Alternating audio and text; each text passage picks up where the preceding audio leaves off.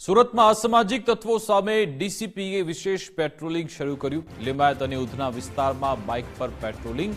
DCP Kanan દેસાઈનું staff સાથે નાની ગલીઓમાં patrolling. પોલીસને બાઇક પર જોઈ લુખ્ખા તત્વોમાં નાસભાગ મચી હતી।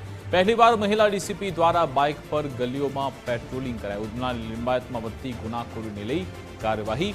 હત્યાના બનાવ બનતા પોલીસ એક્શન મોડમાં જોવા મળી।